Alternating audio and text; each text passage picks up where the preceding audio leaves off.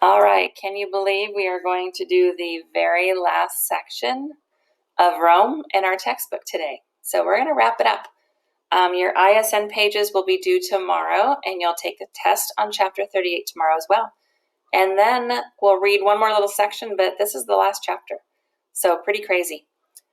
All right, 38.6 is our last section, philosophy and law. On the left, definition is Stoicism. That is a philosophy that flourished in ancient Greece and Rome, and that focused on developing virtue, self-control, and courage as a way to achieve happiness.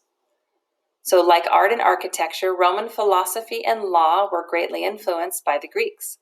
But the Romans made contributions of their own that they passed on to future generations. So philosophy.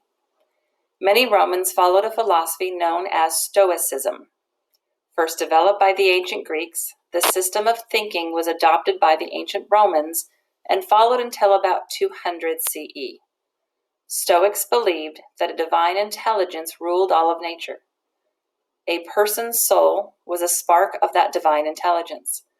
Stoics believed that the right way to live was in a way that agrees with nature and its laws. To the Stoics, the key to life was to have a good character. This meant having virtues such as self-control and courage. Stoics disagreed with those who said that happiness meant only avoiding pain and only experiencing pleasure. They highly prized duty and the welfare of the community over their personal comfort. They believed that true happiness was the peace of mind that came from living up to Stoic ideals. The most famous Roman Stoic was the Emperor Marcus Aurelius. Aurelius wrote down his private thoughts in a book he called To Himself. Later, it was retitled Meditations. In his writings, Aurelius constantly reminded himself of Stoic ideals. He said not to worry if you encounter ungratefulness, insults, disloyalty, or selfishness. If you think and act rightly, none of these things can hurt you. Stoics were famous for bearing pain and suffering bravely and quietly. To this day, we call someone who behaves in this way a Stoic.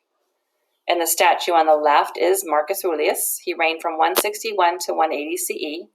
His book on the practice of Stoicism still inspires people today. One more little section.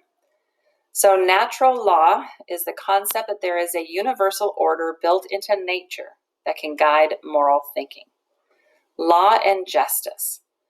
The Stoics' beliefs about justice and nature fit very well with Roman ideas about law.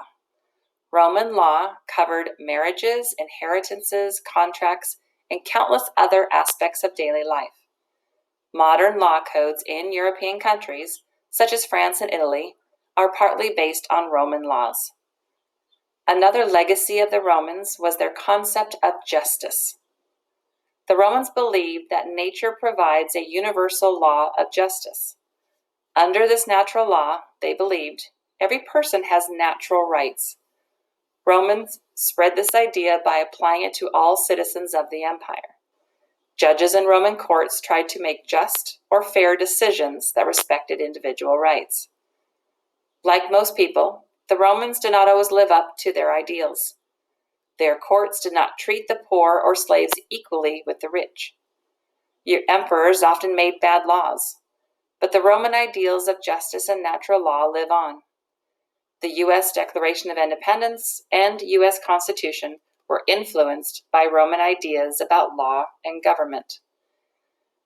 Like judges in Roman courts, modern-day judges make decisions based on these ideals, as well as unwritten law.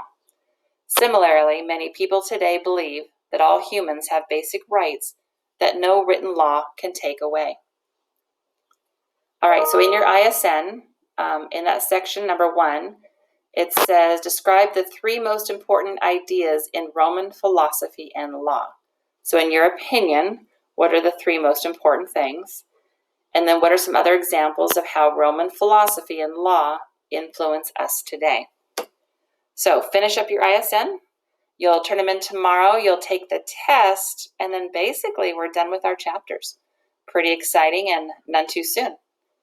All right. Have a good day.